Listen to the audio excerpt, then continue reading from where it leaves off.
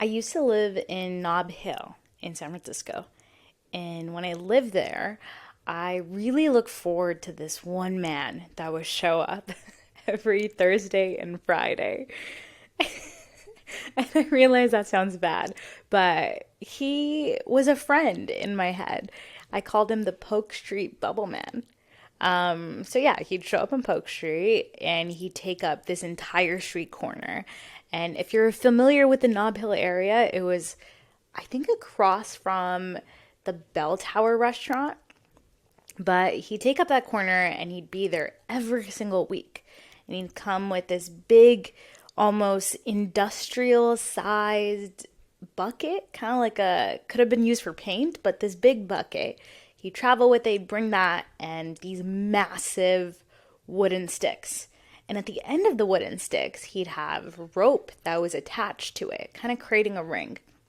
And he would take those sticks and dip the ends of them into the bucket. So the bucket was full of this liquid, and he'd completely submerge that rope in the bucket. And he'd hold it back up. And now, if you've been around that Polk Street, Nob Hill area, you know that it's almost always windy. Like, there's at least a slight breeze. And so he'd hold it up, and the breeze would come, sweep down Nob Hill, and blow right through that rope. And it would create these gigantic, beautiful bubbles that just float down the hill. And it was honestly so mesmerizing to watch. And I think a lot of people, because Nob Hill, especially on Polk Street in that area, gets a lot of foot traffic. So I think a lot of people really appreciated the bubbles. And I would always watch people just like stop and like stare at them as they like float. And I told all my friends about the Polk Street Bubble Man. And some of them would look at me crazy because they didn't know what I was talking about. But I think for a lot of people that did know, they shared that same moment of delight as I talked about him because he was just so consistent there every single week with his bubbles. And yet, no one knew his name. I don't even think I really talked to him. I don't think I ever truly stopped and wondered why he was there, why he was so consistent, what motivated him to show up every single week. And also, what was he getting out of this? This was his Friday night too. And on top of that, he's spending his own money creating all that bubble liquid and transporting everything and spending hours on this street corner. And what could he possibly be getting out of this? And it's been years since I last saw him, but I've always wondered about that. And he came in my head pretty recently when I was scrolling through Twitter and I came across this essay that somebody wrote, and I don't remember who anymore, but there was this one line that really stuck out to me so much that I wrote it. And it says, in the absence of strong convictions about what you want from life, you will always default to wanting more money. And that really hit home because it's true. Wanting more money is the default way to live life. It's the default way to make yourself feel alive. It's the default way to feel like your time was worth it, that it was well spent.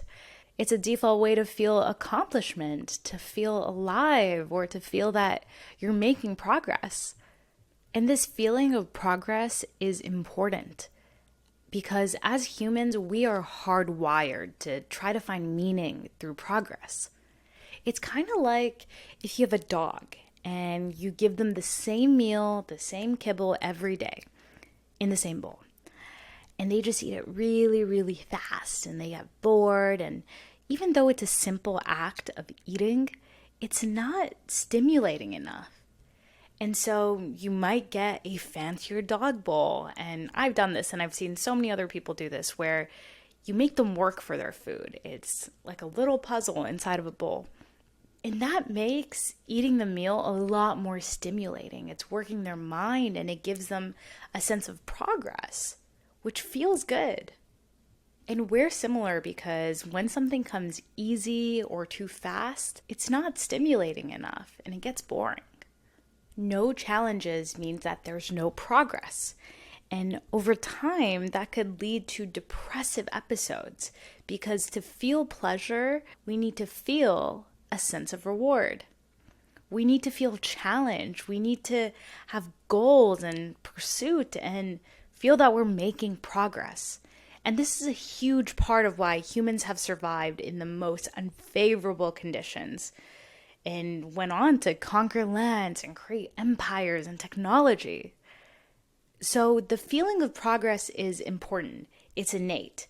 But like the essay said, the default way to feel this is trying to make more money. Now, making more money is objectively useful. It gives you power, it gives you security, but the amount of value that money has, it diminishes over time. And it's really hard for a lot of people to understand that. Mainly because you can get so addicted to the challenge of making more money that you don't even realize that your next dollar wasn't as valuable as the last one. And so I feel like a common way people cope with that is to just 10x everything. So if making $1 has become easy, the next challenge is making 10. And once 10 is pretty achievable repeatedly, then it's 100. And then it's 1,000 and 10K and all the way to like millions. And this cycle, it's hard to break out of, especially if you're an ambitious person that got your break from building a reputation of hard work and being smart with money and financially independent and seeing results from this. And maybe even having a career come out of this. And if you're an ambitious person that has done this, it might almost seem like you're not making enough progress if you're not making increasingly more money. But maybe, just maybe, if you weren't so addicted to the sense of accomplishment or progress you feel when you make more money, maybe you'd find different ways of creating meaningful progress for yourself. Progress could be felt by goals that don't have money as their first outcome. It could be a side effect, but also imagine making progress on a goal like becoming a better version of yourself or doubling down on the things in the back of your head that you think that you could be good at or things that you can enjoy. When I first left my job, my intention was to pursue the creative things that brought me joy, that I hadn't spent enough time doing, kind of like making these videos. But the main thing I really struggled with was the eerie feeling of being behind. And it didn't matter how early I woke up. It still felt like the clock was ticking and I couldn't catch up. And it didn't make any sense. I would literally pace back and forth, all anxious, trying to problem solve this.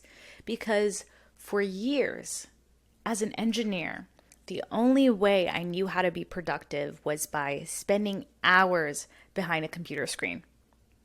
And if I ever felt behind, I would just spend more hours behind a computer screen. And some of that would translate into productivity and help me feel better. But now, trying to do more creative work, like these videos, I spend a lot of time reading and writing, and I don't always feel that immediate conversion to productivity like I used to compared to when I was an engineer. It just didn't match my habits from before. And so subconsciously, I felt like I was wasting time. And it was buried so deep into my subconscious that I wasn't making enough progress, and that thought itself was almost paralyzing because I'd have this looming sense of regret over me that I wouldn't exactly be able to place. And I'd always ask myself, could I have woken up earlier? Could I have went to bed earlier? Could I have done something to get me more time? And I would have no answer. I would just feel the panic that time is escaping me and I haven't made enough progress. But the day had just started. The way I eventually learned to deal with this was from a recommendation by a friend, and it was morning walks. There's something about seeing the same sights every single morning. The same houses, the same parked cars, the same trees, that make it feel like time isn't escaping me anymore. And that everything around me is still here.